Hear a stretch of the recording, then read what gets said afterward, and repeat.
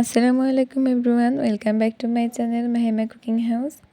আজকের পর্বে আপনাদের সাথে শেয়ার করে দেখাতে চলেছি বিস্কিট পিঠার রেসিপি। এই রেসিপিটা কিন্তু আমার চ্যানেলে আগেও আরও 2-3বারের মতো আপলোড দেওয়া আছে, আপনারা চাইলে দেখে আসতে পারেন।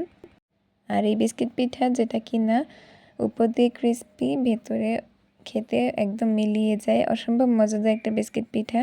সো চলুন এত দেরি না করে আমরা আমাদের মূল রেসিপিতে চলে যাই। কিন্তু তার আগে আপনারা যারা আমার চ্যানেলে নতুন এসেছেন তারা অবশ্যই চ্যানেলটা সাবস্ক্রাইব করে দিয়ে একটি লাইক করে ভিডিওটি শেয়ার করবেন আপনার বন্ধুদের সাথে।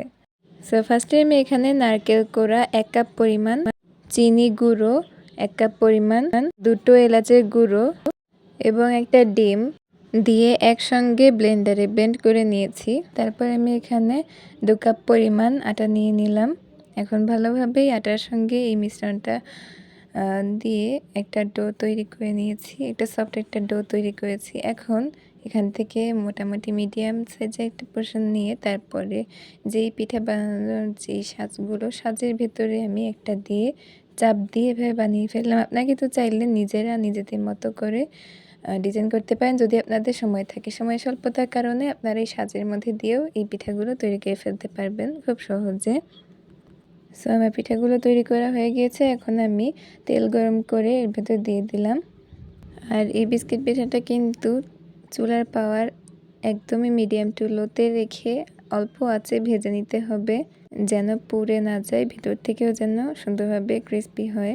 আর বিস্কিট পিঠাগুলো আমার ভাজা হয়ে গিয়েছে। এখন আমি এগুলো তেল ঝরিয়ে উঠিয়ে নিচ্ছি। আর এই পিঠাগুলো কিন্তু আপনারা সংরক্ষণ করতে পারবেন এয়ারটাইট কন্টেনারে ভরে, প্রায় 1 মাসের মতো আপনারা সংরক্ষণ করতে পারবেন। আর আমি এই বিস্কিট পিঠাটা ভেঙে দেখাচ্ছি কতটা সুন্দর হয়েছে পিঠাটা, আর অনেক ক্রিস্পিও হয়েছে। তাছাড়া আপনারা বাসায় মেহমান আসলে বিকেলে চায়ের সাথে এই বিস্কিট পিঠাটা দিতে পারেন। আশা করি আপনারাও ঠিক এভাবেই তৈরি করে ফেলতে পারবেন, আপনারাও নিরাশ হবেন না। আর আমার চ্যানেলে বিস্কিট পিঠার রেসিপি আরও দেয়া আছে কয়েকটা, আপনারা কিন্তু চাইলে দেখে আসতে পারেন। আজকে ভিডিও কেমন লেগেছে অবশ্যই কিন্তু কমেন্টে জানাতে ভুলবেন না।